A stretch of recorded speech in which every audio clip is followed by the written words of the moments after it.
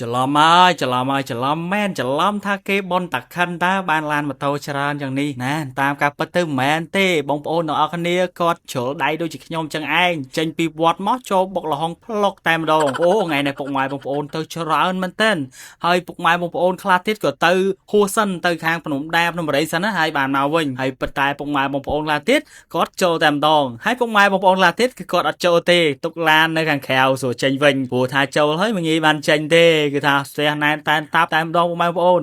ហើយនេះហើយគឺជាអ្វីដែលខ្ញុំចង់និយាយថាការគ្រប់គ្រងផលិតផលរបស់ខ្មែរដែលជាស្នាដៃរបស់ខ្មែរគឺល្អមែនទែនមានពុកម៉ែយើងគ្រប់គ្រងអញ្ចឹងគឺសប្បាយចិត្តមែនទែននិយាយទៅខ្ញុំអាសាទៅនឹងមែនទែនតាមពិតទៅបុនតខិនគេនៅម្ដុំនឹងដែរហើយជ្រុលដៃចូលផ្លុកតែម្ដងអញ្ចឹងពុកម៉ែបងប្អូនអរគ្នាក៏ជ្រុលដៃដូចខ្ញុំដែរទៅហ្នឹងត្រូវធ្វើភ័យកបាសៃវ៉ាអីភ័យលវីអីជ្រុលដៃទៅនឹងហ្មងណាកុំឲ្យខាតជើងហើយជ្រុលចូលឲ្យកំងបុកលហុងពីមិថាលេងមើលព្រោះនៅនេះបុកលហុងគឺតម្លៃល្អមែនតើមកថា10000 15000 20000ទេគឺហូបម្ដងបាន4 5នាក់នោះពុកម៉ែបងប្អូននេះអញ្ចឹងខ្ញុំអ្វីដែលខ្ញុំចង់និយាយគឺថាអ៊ំទូពុកម៉ែបងប្អូនដែលអត់ទៅណាមានវត្តកោះនៅម្ដុំនេះហើយបុកលហុងនៅជិតនេះឯងអញ្ចឹងអាចទៅមើលទូកហើយអញ្ចឹងអាចខ្ចប់បុកលហុងទៅអង្គុយមើលទូកមើលព្រោះថ្ងៃមុនខ្ញុំទៅកក់កន្លែងមើលទូកឲ្យតែទៅមិនទាន់គេអង្គុយហើយអញ្ចឹងបងប្អូនអរគ្នាណាគឺជាទស្សនវិជ្ជានៅបុកលហុងចុងថ្នោតសំឡេងឈូឆរដូចវាថាលោកឆាន់ហើយញាតញោមពុទ្ធបរិស័ទឡើងនិយាយចង្ហាន់អញ្ចឹងណាគឺសំឡេងឈូឆរតែម្ដងពុកម៉ែបងប្អូនគ្នាហើយនៅនេះគេមិនមានត្រឹមតែបុកលហុងតែប៉ុណ្ណោះទេគេមានទាំងកែបអាំង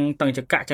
មានទាំងពងទាកូនពងទាស្ងោរណាអូមានច្រើនមែនតើមានទាំងមន់ដុតមន់អីណាហើយឈុត50000ដែលខ្ញុំធ្លាប់ធ្វើវីដេអូលើកមុនហ្នឹងអត់មានទេពុកម៉ែបងប្អូនទៅច្រឡំតែសួរឈុត50000ណាតែចង់និយាយថាលុយយើងមាន50000ហ្នឹងអាចកំងអីគេបានខ្លះហ្នឹងកំងដូចធ្លាប់ធ្វើវីដេអូចឹងមានមន់មួយខាងមានបុកលហុងមួយខាងមានសាច់គោអាំងមានពងទាកូនអីណាមានបាយណាអូទំនងមែនតើអញ្ចឹងទៅមកក្រុមម្នាក់តែ10000អីគឺថាមកអែមហ្មងបងប្អូនគ្នាដូចជាខ្ញុំអញ្ចឹងអីទៅបនតខិនអីភីច្រើនសើបាយវត្តម៉ានេះចូលចូលចិត្តទៅកន្លែងរមណីយដ្ឋានដូចបុកលហុងចុងថ្នោតអីចឹងនិយាយទៅអត់ដែរម្លងសោះអត់ទៅខេត្តតាកែវម្ដងគឺចូលទោះបីជាយ៉ាងណាក៏ត្រូវតែចូលសិនដែរទោះមិនបានញ៉ាំអីក៏បានថតរូបលេងដែរនិយាយមែនព្រោះទិដ្ឋភាពនេះគឺអត់ណាយអត់តលន់គឺចូលហើយគឺមានអារម្មណ៍ថាចង់ចូលទៀតពុកម៉ែបងប្អូនគ្នាប៉ុន្តែថ្ងៃនេះខ្ញុំមកហែកគេខ្លួនឯងមួយចុះណែមើលឃើញអត់ណែឡើងលើចុង7ហ្មងអញ្ចឹងបានថាពេលខ្លះយើង